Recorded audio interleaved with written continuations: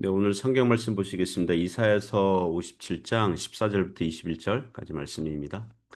그가 말하기를 도두고 도두어 길을 수축하여 내 백성의 길에서 거치는 것을 제하여 버리라 하리라. 지극히 존귀하며 영원히 거하시며 거룩하다 이름하는 이가 이와 같이 말씀하시되 내가 높고 거룩한 곳에 있으며 또한 통회하고 마음이 겸손한 자와 함께 있나니 이는 겸손한 자의 영을 소생시키며 통회하는 자의 마음을 소생시키려 함이라. 내가 영원히 다투지 아니하며 내가 끊임없이 노하지 아니할 것은 내가 지금 그의 영과 혼이 내 앞에서 피곤할까 함이라.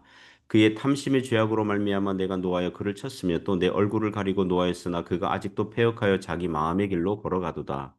내가 그의 길을 보았은지 그를 고쳐줄 것이라. 그를 인도하며 그와 그를 슬퍼하는 자들에게 위로를 다시 얻게 하리라. 입술의 열매를 창조하는 자 여호와가 말하노라. 먼데 있는 자에게든지 가까운 데 있는 자에게든지 평강이 있을지어다. 평강이 있을지어다. 내가 그를 고치리라 하셨느니라. 그러나 악인은 평온함을 얻지 못하고 그물이 진흙과 더러운 것을 늘 솟구쳐내는 요동하는 바다와 같으니라. 내 하나님의 말씀에 악인에게는 평강이 없다 하셨느니라. 아멘. 네, 오늘 설교 제목은 회개하면 평강이 있다. 네, 회개하면 평강이 있다. 제목입니다. 오늘 성경 말씀은 회개하여 하나님께 돌아오는 자들에게 평강을 약속하는 말씀입니다. 오늘 본문에서 비록 구약 백성들이 우상 숭배의 죄에 빠져서 나라가 망하기까지 하였지만 겸손하여 회개하면 그렇게 하나님께 돌아오면 하나님께서 평강을 약속하십니다. 오늘날 신약 시대를 살아가는 우리도 같은 신앙의 원리가 있는 줄 압니다. 우리 주님 그리스도 예수님 안에서 회개하면 용서와 위로와 평강하심이 주어지는 줄 믿습니다. 몇 가지 교훈으로 은혜를 나누겠습니다. 첫 번째 교훈은 회개하는 것도 하나님의 역사 덕분이라는 것입니다. 회개도 하나님의 역사로 발생하는 것입니다. 14절에서 16절 말씀이 교훈합니다. 먼저 14절 보시면 그가 말하기를 도두고 도두어 길을 수축하여 내 백성의 길에서 거치는 것을 제하여 버리라 하리라. 이 14절은 바벨론 포로에서 돌아오는 길을 도두고 수축하라. 예, 길을 닦으라는 거죠. 파인 곳은 메꾸고 높은 장애물은 낮추고 제거하라는 거죠. 그리하여 하나님의 백성들이 돌아오는데 지장이 없도록 하라는 것입니다. 14절은 이후 구절들 말하는 회개라는 주제와 맞물려 가지고 회개는 죄인들로 하여금 하나님께 돌아오도록 마음의 길을 닦는 마음의 길을 닦는 그런 효과가 있겠습니다. 15절 보시면 지극히 존귀하며 영원히 거하시며 거룩하다 이름하는 이가 이와 같이 말씀하시되 내가 높고 거룩한 곳에 있으며 또한 통회하고 마음이 겸손한 자와 함께 있나니 이는 겸손한 자의 영을 소생시키며 통회하는 자의 마음을 소생시키려 함이라. 15절 보면 하나님의 성품들이 나오거든요. 지극히 존귀하시고 영원히 거하시고 그리고 거룩하신 이런 성품들을 보면 도무지 죄인은 하나님께 나아갈 수 없을 것 같아요. 그죠? 예, 하나님은 존귀하시고 영원히 거하시고 거룩하시니까. 그러나 하나님께 나아가는 길이 있습니다. 그것은 회개하는 것입니다. 왜냐하면 하나님께서 통회하고 마음이 겸손한 자와 함께 있겠다고 하시거든요. 이는 왜냐하면 어떻게 하나님께서 회개하는 자와 함께 있으려고 하십니까? 이는 겸손한 자의 영을 소생시키며 통회하는 자의 마음을 소생시키려 함이라. 역설적이죠. 우리 하나님은 지극히 존귀하시고 영원히 거하시고 거룩하신 분이신데 아주 높은 분이신데 그러나 회개하는 겸손하고 낮고 낮은 자들과 함께 하시기를 원하시는 거예요. 그리고 그들의 영과 마음을 소생시키기를 원하시는 것입니다. 오늘날 신자들의 회개는 그리스도를 다시 붙잡는 것이고 그리스도의 십자가를 의지하는 것인 줄 믿습니다. 그런 사람이 겸손하고 온유하신 예수님 따라가는 것입니다. 복음서 보면 예수님께서 그 바리새인과 세리의 기도 이야기, 픽션 만들어낸 이야기잖아요. 그걸 해주시지 않습니까? 바리새인은 자기 잘났다고 한참 떠들어요. 그 사람의 기도 시간은 자화자찬의 시간이에요. 결국 그는 의롭다 하심을 받지 못해요. 그러나 저 멀리서 가슴치며 통회하며 회개하던 세리는 하나님께서 그의 기도를 받아 주셨다는 것입니다. 16절 말씀은 죄인들이 하는 회개마저도 하나님의 자비와 은혜가 있기 때문이라고 하죠. 16절 보시면 내가 영원히 다투지 아니하며 내가 끊임없이 노하지 아니할 것은 내가 지금 그의 영과 혼이 내 앞에서 피곤할까 함이라. 하나님께서 죄인들과 영원히 다투지 않으시고 끊임없이 노하지 아니하시겠다. 왜요? 그들이 피곤할까 합니다. 하나님께서 과도한 징계하심으로 고난의 그 시간 때를 줄여주시지 아니하시면 버티고 감당할 만한 영혼들이 없기 때문에 그들로 하여금 회개하여 하나님께 나아오도록 하신다는 것입니다. 다윗 왕을 생각나게 합니다. 부하의 아내와 간음을 행하죠. 그 일로 그 여인이 임신해요. 그래서 다윗은 자기 죄를 가리기 위해서 전쟁터에 나가 있던 부하에게 휴가를 주어서 집에 들어가서 그 아내와 잠자리를 하기를 바랬습니다. 하지만 그 부하는 우직한 군인이어서 휴가 왔음에도 불구하고 지휘관과 동료들이 아직 전쟁 중인데 집에 들어갈 수 없다 이렇게 버티죠. 그래서 그 노숙하지 않습니까? 이에 다윗은 그 부하의 손에 편지를 주어서 지휘관에게 전달하는데 그 편지는 우직한 군인 그 부하로 하여금 전투 중에 자연스럽게 죽도록 연출하라는 것이었습니다. 아주 야비하고 잔인한 다윗입니다. 간음죄, 살인죄까지 추가가 되죠. 그리고 그 부하가 죽자 겉으로 정당하게 보이도록 그 부하의 아내를 다윗의 아내로 맞이합니다. 그렇게 불륜의 씨앗 아기는 태어나요. 그와 같이 1년 가까이 다윗은 회개하지 않고 있었어요. 아마도 다윗은 회개하지 아니할 때 시편도 쓰지 못했고 그 영혼은 말라갔을 것입니다. 이에 하나님께서 나단 선지자를 보내셔서 다윗으로 하여금 회개하도록 사실상 도우신 것입니다. 역사한 거죠.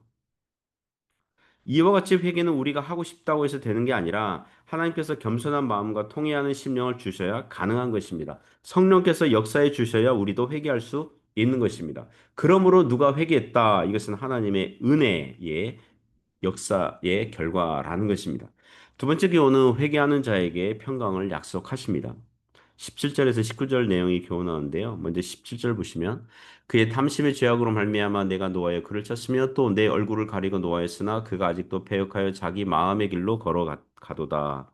17절을 보시면 인간이 얼마나 회개하기를 싫어하며 영적으로 둔한지 알 수 있죠. 사람이 탐심의 죄를 행하자 하나님께 노하여 그를 치셨고 얼굴을 가리고 노하셨지만 사람이 어떻게 해요? 깨닫지 못해요. 계속 패역해요. 자기 마음의 길로 걸어갔다고 합니다. 구약 백성들이 그리하였다는 것입니다. 크고 작은 징계와 고난과 환란들을 주셨으나 그들이 회개하지 않으니까 나라가 아주 망하게 하시죠. 이방 나라로 포로되어 끌려가게 하신 것입니다. 하지만 그것은 그 이야기, 그 사건의 결말과 끝이 아닙니다. 그렇게 해서라도 하나님께서 그들로 회개하게 하시고 그들을 고치시겠다는 거예요. 18절 말씀이죠. 내가 그의 길을 보았은지 그를 고쳐줄 것이라 그를 인도하며 그와 그를 슬퍼하는 자들에게 위로를 다시 얻게 하리라. 사람이 인생이 고침을 받고 참된 위로를 받는 길은 회개하여 오직 하나님께 돌아오는 것인 줄 믿습니다.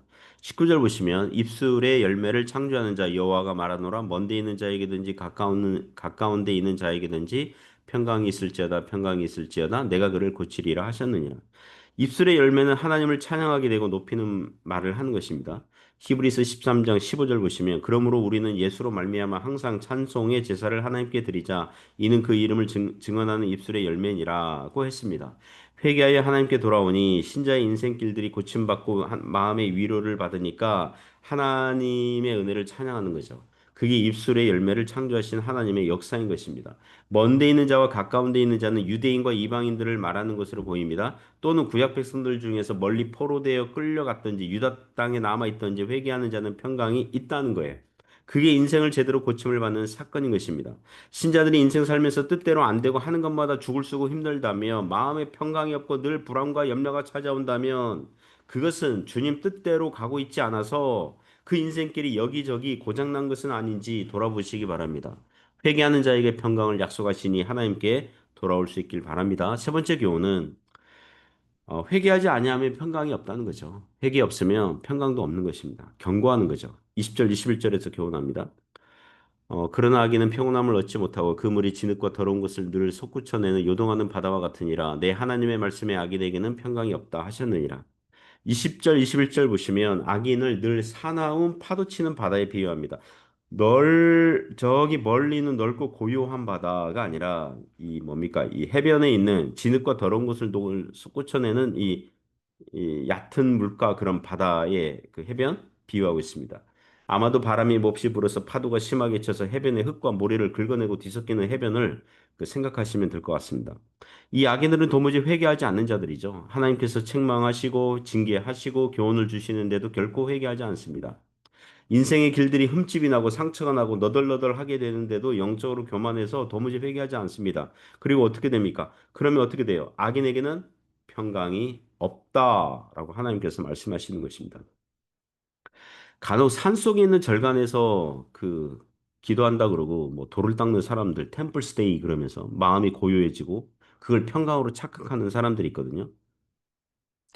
가끔 뭐라 그럴까요? 분별력 없는 신자들도 템플스테이 뭐 절간 가서 뭐 그런 사람들도 있더라고요. 분주한 도시에서 살다가 고요하고 적막한 곳으로 가면 정서적으로 심리적으로 안정되는 건 있어요. 당장 눈앞에 분주한 일들이 없잖아요. 바쁜 일상에서 잠시 벗어나면 꼭 뭐 템플스테이 아니더라도 뭐 여행 가거나 어디 뭐 이렇게 벗어나면 그런 경험할 수 있어요. 그러나 그것은 성경에서 말씀하는 평강이 아니에요. 성경에서 말씀하는 평강이란 하나님과 화목한 관계에서 나오는 것입니다. 그러니까 정서적이고 심리적인 평강은 잠시 육신적인 평강, 심리적인 안정이라고 할 수 있어요. 그것은 성경에서 말씀하는 평강이 아니에요. 또는 어떤 사람들은 하나님을 모르는데도 자기가 하는 일들이 다 잘 되어서 재정적으로 풍족해서 가족들이 건강해서 자기 관리 잘해서 모든 것이 평안한 것처럼 축복을 받은 것처럼 여기는 사람들이 있어요. 그런 것은 마치 자신의 인생길이 앞에서 끊겨져 있고 절벽으로 떨어지게 되어 있는데 그것을 모르고 지금 가고 있는 그런 인생과 같은 거예요. 가끔 한국에서 고시원 같은 데서 고독사하는 그런 중년 뭐 또는 노년의 사람들이 뉴스에 나와요. 그 사람이 죽었는데 연고자가 없어요. 어, 뭡니까? 이게 서류상 자녀들이 있어요. 그러나 나타나지 않아요. 또는 연구자와 연결이 되었더라도 시신 수습하기를 거부해요. 장례 치를 의지가 없는 사람들이 있어요. 알고 보니 다 그런 건 아니지만 고독사한 그 사람이 젊은 시절에 돈을 벌 때에 온갖 타락한 짓 많이 한 거예요. 가족들에게 상처를 많이 줘요.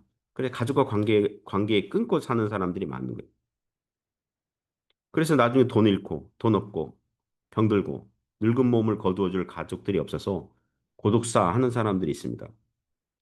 고독사가 육신적으로 불행한 인생이라고 할 수 있지만 영적으로 불행하고 비참한 인생들은 하나님과의 관계에서 화목과 평강을 얻지 못하는 인생이라고 할 수 있습니다. 그들을 변호해줄 중보자 예수님 없으면 예수님 믿지 않는 자는 하나님과 화목하지 않으니 여전히 하나님의 진노를 받을 위치에 있으니 평강이 없는 정죄함을 받고 있는 인생이라고 할 수 있습니다. 그러므로 하나님과 화목하십시오. 하나님께 돌아와서 회개에 합당한 입술의 열매, 하나님을 찬미하는 인생들이 되시기를 주님의 이름으로 부탁드립니다.